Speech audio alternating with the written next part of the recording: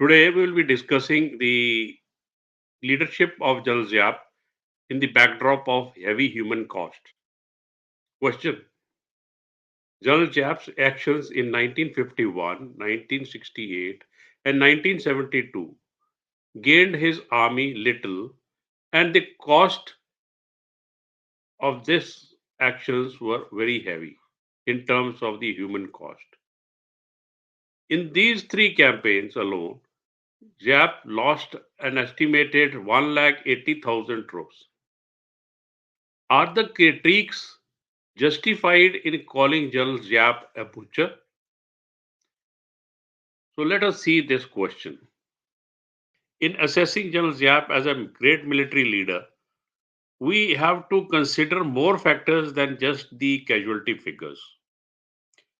The communist casualty resulted from Tate and Easter offensive cannot be attributed to General Giap because he was all the time opposing to these offensives. Had the North Vietnamese Politburo listened to General Giap and his fervent argument for protected revolutionary warfare, they would have achieved their victory with fewer casualties.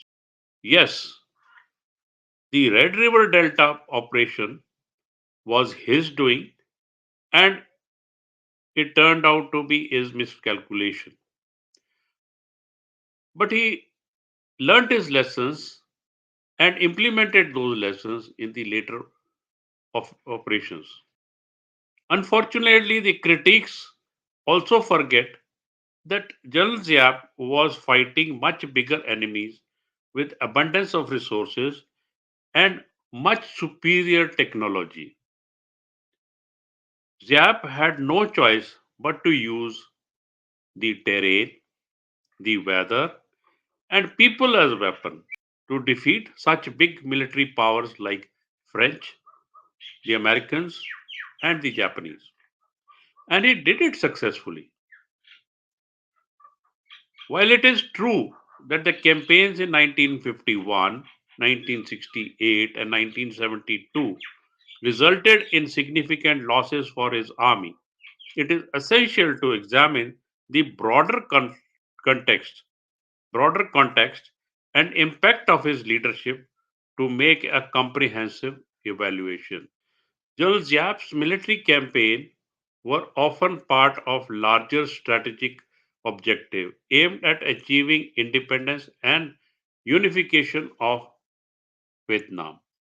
While casualties are undoubtedly a significant aspect, assessing the success of these campaigns requires evaluating whether they advance the broader goals of Vietnamese independence movement. Giap was known for his innovative tactics, which often exploited the weakness of the better equipped and more powerful adversaries. His use of guerrilla warfare tactics against the French and later the Americans demonstrated strategic creativity and adaptability, which contributed to the overall resilience of the Vietnamese forces. Beyond military prowess, General Giap also wielded significant political influence within Vietnamese Communist Party and the government. His leadership extended beyond the battlefield, shaping Vietnamese political military strategy during crucial periods of conflict and transition. General Giap's leadership played a pivotal role in shaping Vietnam's history and its struggle for independence. His ability to mobilize and inspire Vietnamese forces, coupled with his strategic vision, contributed to the ultimate success of the Vietnamese people in achieving their national aspirations.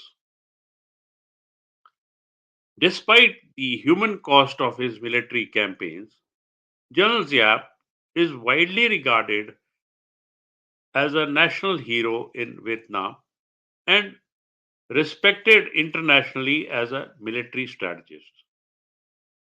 His contribution to the Vietnamese independence movement and his role in defeating colonial powers have earned him a place of honor in Vietnamese history. So, in conclusion, while the casualty figures from the specific campaigns may raise the questions about General Giap's leadership, a comprehensive assessment of his contributions to Vietnamese independence struggle, his strategic innovations, political influence, long term impact, and legacy suggests that he was indeed a great military leader. His leadership qualities and achievements transcend individual battles or campaigns, leaving an indelible mark on Vietnam's history and the world of military strategy. Thank you.